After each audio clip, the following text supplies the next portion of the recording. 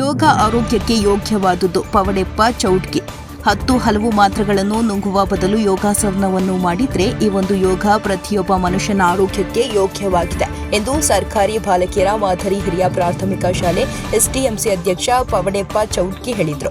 ಇಲ್ಲಿನ ಸರ್ಕಾರಿ ಬಾಲಕಿಯರ ಮಾದರಿಯ ಹಿರಿಯ ಪ್ರಾಥಮಿಕ ಶಾಲೆಯಲ್ಲಿ ಅಂತಾರಾಷ್ಟ್ರೀಯ ಮಟ್ಟದ ಯೋಗ ದಿನಾಚರಣೆ ಕಾರ್ಯಕ್ರಮದ ಅಧ್ಯಕ್ಷತೆ ವಹಿಸಿ ಮಾತನಾಡಿದ ಅವರು, ನಮ್ಮ ಭಾರತ ದೇಶದಲ್ಲಿ ಸಾಕಷ್ಟು ಆರೋಗ್ಯವನ್ನು ಬಲಪಡಿಸುವಂತಹ ಔಷಧೀಯ ಗುಣವುಳ್ಳ ಸಸ್ಯಗಳು ಇವೆ ಹಾಗೂ ಯೋಗಗಳು ಇವೆ.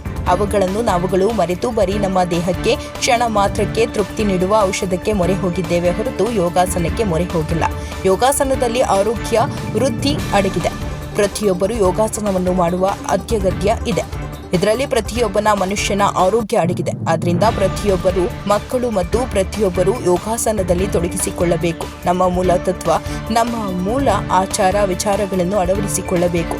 ಯೋಗಾಸನಗಳು ಆರೋಗ್ಯವೇ ಭಾಗ್ಯವಾಗಿದೆ ಎಂದು ಹೇಳಿದರು.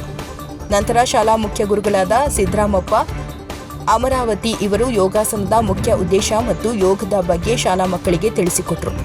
ಶಾಲಾ ದೈಹಿಕ ಶಿಕ್ಷಕಿ ವಿಜಯಲಕ್ಷ್ಮಿ ದೊಡ್ಮನಿ ಯೋಗಾಸನದ ಪಠಣವನ್ನು ಮಕ್ಕಳಿಗೆ ಬೋಧಿಸಿದರು. ಈ ಸಂದರ್ಭದಲ್ಲಿ ಶಾಲಾ ಹಿರಿಯ ಶಿಕ್ಷಕರಾದ ಹನುಮಂತಗೌಡ ಗೌಡ್ರ, ಶ್ರೀಮತಿ ರತ್ನಾ ಹುಗಾರ, ಶ್ರೀಮತಿ ವೀಣಾ ಸೊನ್ನತ್, ರೂಪಾ ಕೂಡ್ಲುನೂರ್, ಶ್ರೀ ಸರಸ್ವತಿ, ಸುನೀತಾ ಹಾವೇರಿ, ವಿಜಯಲಕ್ಷ್ಮಿ ದೊಡ್ಮನಿ, ಶ್ರೀಮತಿ ಮರಿಗಂಗಮ್ಮ ಹಾಗೂ ಅತಿಥಿ ಶಿಕ್ಷಕರಾದ ದೇವಮ್ಮ, ಸವಿತಾ, ಕವಿತಾ ಸೇರಿದಂತೆ ಶಾಲಾ ಮಕ್ಕಳು, ಶಾಲಾ ಸಿಬ್ಬಂದಿ ವರ್ಗದವರು ಉಪಸ್ಥಿತರಿದ್ದರು.